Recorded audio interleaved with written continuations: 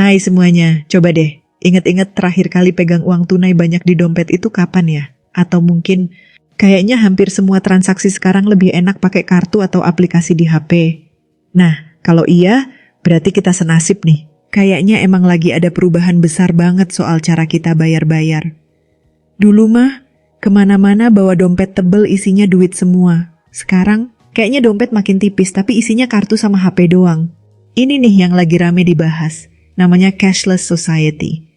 Kedengarannya mungkin agak asing, tapi sebenarnya ini udah jadi bagian dari hidup kita sehari-hari. Bayangin aja, dari beli kopi pagi-pagi, bayar parkir, sampai belanja bulanan, semuanya bisa kita lakuin tanpa nyentuh uang kertas atau koin sama sekali.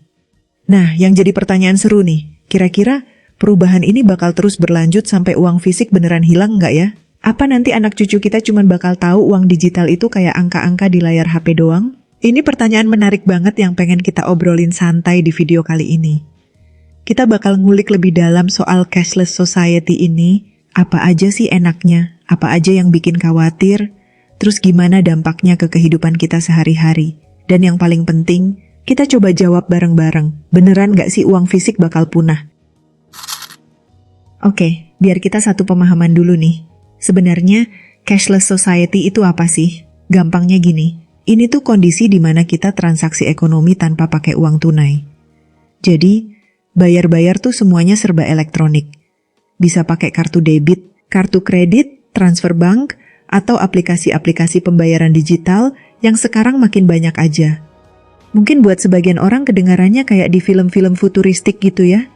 Tapi coba deh lihat sekeliling kita. Kayaknya udah makin banyak aja kan orang yang lebih milih bayar pakai kartu atau aplikasi daripada ngeluarin uang tunai. Di negara-negara maju, bahkan di kota-kota besar di Indonesia juga udah mulai kelihatan nih, transaksi pakai uang tunai itu udah nggak sebanyak dulu. Kenapa sih ini bisa terjadi? Ya, nggak bukan karena perkembangan teknologi yang makin canggih. Internet, HP pinter, sama jaringan digital yang makin bagus tuh kayak ngebuka jalan buat inovasi-inovasi baru di dunia pembayaran. Dulu, kalau mau transfer uang, harus ke bank. Sekarang tinggal pencet-pencet di HP aja udah beres. Dulu, dompet penuh sama uang kertas. Sekarang, semuanya bisa kita simpan di HP dalam bentuk digital. Praktis banget kan? Terus, kenapa sih cashless society ini makin populer dan banyak yang bilang ini tuh masa depan transaksi? Pasti ada dong keuntungan-keuntungan yang bikin orang tertarik. Nah, beberapa di antaranya adalah, pertama, simple dan gak ribet. Ini nih alasan paling banyak kayaknya. Kita gak perlu lagi repot bawa-bawa uang tunai banyak, nyari kembalian yang kadang suka kurang, atau takut uangnya lecek atau hilang. Tinggal gesek kartu atau tap HP, langsung deh transaksi selesai. Kedua, lebih aman kayaknya. Dibanding bawa uang tunai, bayar digital tuh kayaknya lebih aman deh. Kalau kartu atau HP kita hilang, kan bisa langsung diblokir. Kalau uang tunai hilang, ya udah ikhlas aja. Selain itu, transaksi digital tuh biasanya juga dilindungin sama sistem keamanan yang canggih, kayak enkripsi atau verifikasi ganda. Ketiga, buat pedagang juga. Lebih mudah. Kalau kita jualan, nerima pembayaran digital tuh juga enak loh. Nggak perlu repot ngitungin uang kembalian. Nggak takut salah hitung. Terus uangnya juga langsung masuk ke rekening. Jadi pengelolaan keuangan juga lebih efisien. Keempat, semua tercatat rapi. Nah, ini penting nih buat kita yang suka lupa udah ngeluarin uang kemana aja. Setiap transaksi digital tuh otomatis tercatat. Jadi, kita bisa gampang ngelihat riwayat pengeluaran dan bikin anggaran bulanan. Buat pemerintah juga bagus nih. Data transaksi digital bisa dipakai buat ngelihat kondisi ekonomi dan mencegah hal-hal yang nggak bener kayak pencucian uang. Kelima, bisa diakses siapa aja. Sistem pembayaran digital tuh punya potensi buat menjangkau orang-orang yang sebelumnya nggak punya akses ke bank. Cuma modal HP sama aplikasi, mereka udah bisa ikut transaksi di dunia digital. Ini namanya inklusi keuangan, bagus banget kan? Contoh simpelnya gini, lagi buru-buru banget pengen beli kopi pagi-pagi sebelum ngantor. Kalau bayar pakai digital, nggak perlu lagi nyari-nyari uang receh atau nungguin kembalian.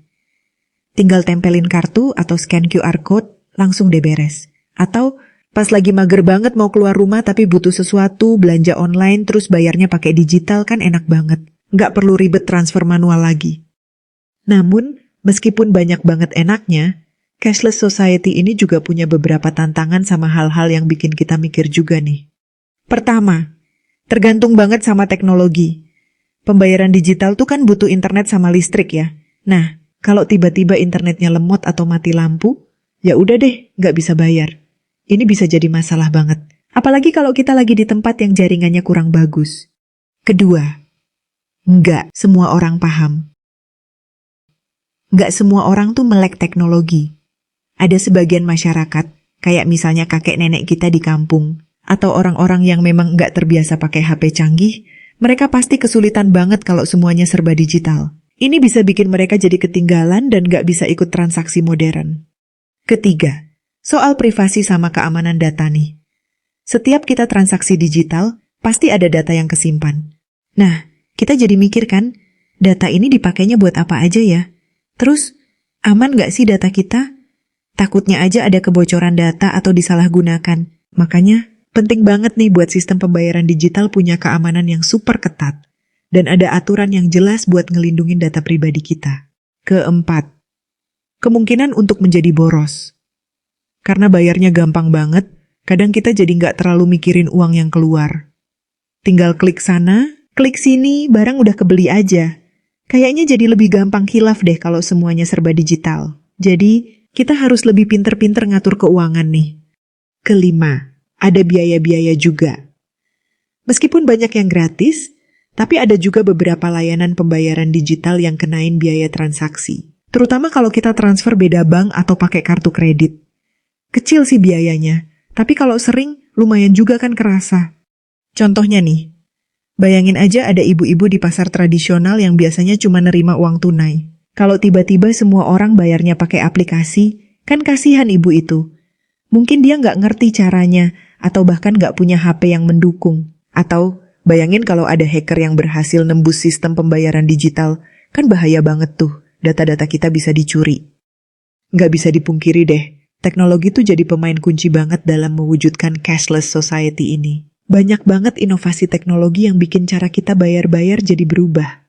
Fenomena cashless society ini nggak cuma terjadi di Indonesia aja loh, tapi udah jadi tren di seluruh dunia. Bahkan, ada beberapa negara kayak Swedia yang udah hampir nggak ada lagi transaksi pakai uang tunai. Di negara-negara lain kayak Korea Selatan, Tiongkok, sama Inggris juga udah pada demen banget bayar pakai digital. Kalau di Indonesia sendiri gimana? Kita juga udah lumayan jauh nih perkembangannya. Data dari Bank Indonesia nunjukin kalau transaksi pembayaran digital tuh terus meningkat setiap tahunnya. Apalagi pas pandemi kemarin, kayaknya makin banyak aja orang yang beralih ke pembayaran digital karena nggak mau kontak fisik. Platform-platform pembayaran digital lokal juga makin banyak bermunculan di Indonesia, nawarin berbagai kemudahan sama promo-promo menarik buat penggunanya. Pemerintah Indonesia juga mendukung banget gerakan cashless society ini sebagai salah satu cara buat ningkatin efisiensi ekonomi dan biar semua orang bisa punya akses ke layanan keuangan. Tapi, kita juga harus inget nih, Indonesia tuh beda sama negara lain. Tingkat penggunaan internet sama pemahaman soal teknologi di berbagai daerah tuh masih beda-beda. Masih banyak juga masyarakat, terutama di daerah-daerah yang agak jauh dari kota, yang masih lebih nyaman pakai uang tunai. Jadi, mungkin transisi ke cashless society di Indonesia ini butuh waktu dan usaha yang lebih keras biar nggak ada yang ketinggalan. Nah, akhirnya kita sampai di pertanyaan inti nih. Kira-kira, uang fisik beneran bakal punah nggak ya? Meskipun tren ke arah cashless society ini makin kuat, kayaknya sih uang fisik tuh nggak bakal hilang sepenuhnya dalam waktu dekat ini. Kenapa? Pertama, masih banyak yang suka uang tunai. Sebagian orang tuh masih lebih suka pegang uang tunai. Mereka ngerasa lebih yakin dan lebih bisa ngontrol pengeluaran kalau pakai uang fisik. Kebiasaan ini kayaknya nggak bakal gampang berubah deh. Kedua, infrastruktur. Belum merata, seperti yang tadi udah dibahas. Nggak semua tempat tuh punya jaringan internet yang bagus buat mendukung pembayaran digital. Di daerah-daerah terpencil, uang tunai mungkin masih jadi satu-satunya cara bayar yang paling praktis.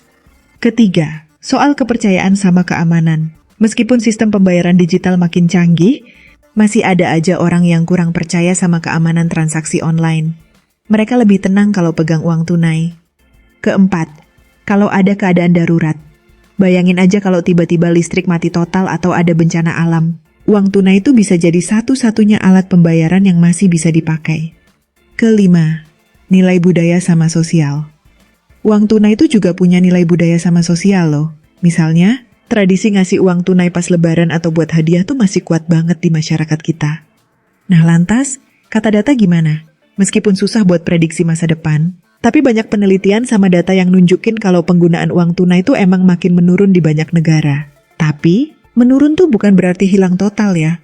Kemungkinan besar sih, uang fisik sama pembayaran digital tuh bakal jalan berdampingan dalam waktu yang cukup lama. Mungkin nanti uang fisik jadi nggak terlalu dominan, tapi tetap punya peran dalam transaksi-transaksi tertentu. Intinya sih, fenomena cashless society ini udah jadi bagian dari era digital kita. Kemudahan sama kepraktisan yang ditawarin tuh emang banyak banget manfaatnya. Tapi, kita juga nggak boleh nutup mata sama tantangan-tantangan yang ada. Penting banget buat kita mastiin kalau perubahan ini tuh bisa dinikmatin sama semua orang, tanpa ada yang ketinggalan. Nah, kalau menurut kalian gimana nih soal cashless society? Kalian lebih sering pakai uang tunai atau pembayaran digital? Pengalaman kalian gimana nih soal topik ini? Jangan lupa ya, buat tulis pendapat kalian di kolom komentar di bawah. Makasih udah nonton video ini sampai habis. Kalau kalian ngerasa video ini bermanfaat, jangan lupa like, share, sama subscribe ya biar nggak ketinggalan video-video menarik lainnya.